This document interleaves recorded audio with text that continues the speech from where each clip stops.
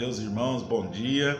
Eu estou gravando na sexta, mas hoje estou postando esse vídeo no sábado, dia 1º de agosto de 2020. Eu quero meditar com você sobre os 4 caminhos de Provérbios 30, versículo 19. O capítulo 30 começa com a apresentação do autor destes provérbios, que foi Agur, filho de Jaqué, autor de uma coleção de provérbios encontrados na Bíblia, em Provérbios 30. Ele era um célebre professor que se converteu a uma sabedoria maior que a dos homens, que é a sabedoria de Deus. E Agur era um professor árabe da tribo de Ismael, no norte da Arábia, denominada tribo de Massá, lá em Gênesis 25, 13 ao 14. E este sábio escreve esses provérbios a 2 de seus alunos, que é Itiel e Ucal. E neste texto nós vamos refletir, ele escrevendo aqui aos jovens, explicando algumas coisas sobre namoro, e ele vai dizer no versículo 18 e 19 que existem 3 coisas difíceis, e a quarta que não compreendo: o caminho da águia no céu, o caminho da serpente nas pedras, o caminho do navio em alto mar e o caminho de um homem junto a uma jovem. Esta passagem é um enigma a ser desvendado e temos que encontrar uma ligação entre as 4 situações. O homem citado na passagem está noivando com uma jovem e o noivado deve ser dedicado com amor e, sobretudo, respaldado pelo respeito. Mas vamos então ver esses caminhos. Ele fala do caminho da águia. O caminho da águia é caracterizado pela visão. A águia no céu, ela tem uma visão ampla. Lá em cima, ela consegue ver tudo, observa o perigo, ela é cuidadosa. Ela não tem olhos só para sua presa.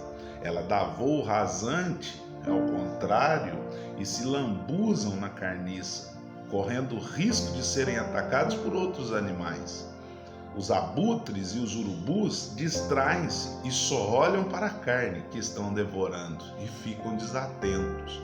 Mas a águia, quando ela está no céu, a águia de forma extraordinária, ela contempla tudo ao seu derredor, pois quanto mais alta ela está, mais ela vê.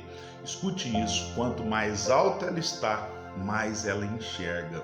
Ela ainda consegue enxergar 7 vezes mais que uma pessoa normal, ou seja, quanto mais alto, mais ela vê. O que nós aprendemos aqui com a águia? Quanto mais perto de Deus, maior será a nossa visão. Nós não devemos ter uma visão da galinha, só ver as coisas terrenas, só olhando para a terra, para baixo, e nunca visualizando o alto. A galinha, ela só faz uma atividade: cisca a terra, fica ciscando a terra. Mas a águia busca as coisas que são de cima. E qual seria a aplicação prática disso? O caminho da águia tem direção, objetivo e propósito. A direção: sabe o que vai fazer e aonde está indo. Objetivo: trazer alimento. E propósito: dividir os seus recursos. O segredo da águia é: quanto mais perto de Deus, quanto mais alto nós estamos, mais a nossa visão aumenta. O segundo caminho que o Provérbios fala é o caminho da cobra na penha. É um caminho sem marca, sem mancha e sem rastro. A cobra é um animal peçonhento. Ela não possui visão, porém as suas toxinas dá uma habilidade a ela em rastejar. Quando ela passa pela terra, ela facilmente demarca o lugar com seu rastro e o seu cheiro, para que quando ela quiser voltar àquele mesmo ponto, ela a encontre. Escute bem: ela tem uma vereda sem marcas e sem pegadas. Não há rastros, não há manchas para trás. Então entenda: ela anda sobre a rocha, ela anda sobre a terra e não deixa marcas. O que nós aprendemos com isso? É que uma pessoa que está em Cristo Jesus não produz escândalos, não traz manchas e nem perigos na sua caminhada. não traz uma história deturpada, porque está andando na rocha. Qual a aplicação disso para nós? Cuidado com a nossa caminhada. Não caia, não fale, não manche a sua história. A Bíblia diz em 1 Coríntios 10:12 que aquele que está de pé, olhe para que não caia. Não dê uma fugidinha, não saia da rocha. Seu testemunho de vida é muito importante e poderá salvar algumas vidas. Terceiro caminho, o navio no meio do mar. O navio no meio do mar. Para que traçamos o caminho no meio do mar, primeiramente devemos dizer que ele, o navio, nunca sai do porto de sua cidade sem ter um destino, sem ter uma rota definida. Para esta viagem são necessários alguns itens: auxílio para o capitão, como a vela, um bom vento, os remadores, o convés, os passageiros. Sim, o caminho do navio, ele é guiado apenas pelos céus, pelos mapas escritos nas estrelas. E era assim que se navegavam naquela época. Qual é a reflexão? Qual é a reflexão do navio?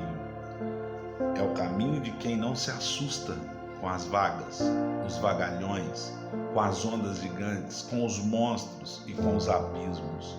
Se você olha para o céu, se você olha para Cristo e não para o homem, você será guiado por Ele e andará na direção de Deus. O quarto caminho é o caminho do homem com uma virgem. Significa pureza. Esta palavra vem do termo hebraico erbor e do grego agneia, ou ragneia, como queira, que tem a ver com castidade, inocência, limpeza. O texto aqui está abordando o noivado. Isso nos mostra fugir da aparência do mal. Isso nos mostra compromisso real.